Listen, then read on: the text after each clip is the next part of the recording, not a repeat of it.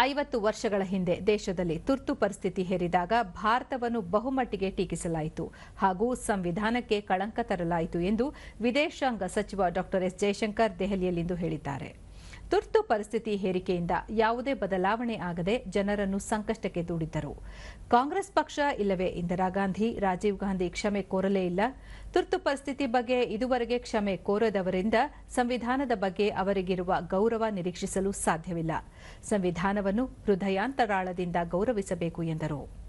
1971ರಲ್ಲಿ ಚುನಾವಣೆ ಗೆದ್ದ ನಂತರ ಕಾಂಗ್ರೆಸ್ ಸರ್ಕಾರದ ಜನಪ್ರಿಯತೆ ಕುಸಿಯಿತು. ಭ್ರಷ್ಟಾಚಾರ ಹೆಚ್ಚಾಗಿ ಹಣದುಬ್ಬರ ಅಧಿಕವಾಯಿತು. ಇದರಿಂದ ಜನರು ಸಿಟ್ಟಿಗೆದ್ದು ಪ್ರತಿಭಟನೆಗಳಿಗೆ ಇಳಿದರು. ಆನಂತರ 1975ರಲ್ಲಿ ಒಂದು ಕುಟುಂಬದ ಹಿತಾಸಕ್ತಿಗಾಗಿ ದೇಶದಲ್ಲಿ ತುರ್ತು ಪರಿಸ್ಥಿತಿ ಹೇರಲಾಯಿತು. ಇದೀಗ ದೇಶದ ಹಿತಾಸಕ್ತಿ ಪ್ರಮುಖ ಆದ್ಯತೆಯಾಗಿದೆ.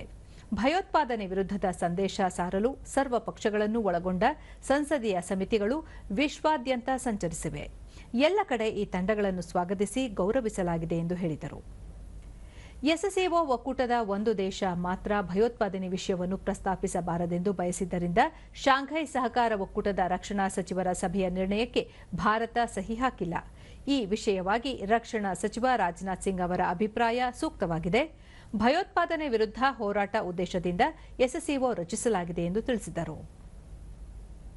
और जो पॉलिटिकल लीडर्स जो है, क्योंकि हमारा जो है फर्नांडिस जी जॉर्ज साहब के साथ कनेक्शन था और चंद्रशेखर जी को हम बहुत अच्छी तरह जानते थे, तो वो हमें ज़्यादा फील हुआ.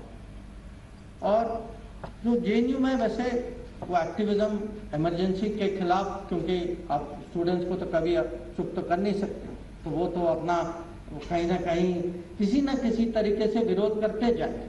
और विरोध करने के भी बहुत तरीके होते हैं कि कोई क्लास नहीं जाओ, कोई कुछ ऐसा कुछ सिग्नलिंग करो कि भाई मैं सिस्टम के खिलाफ, कि मैं नहीं मानूंगा.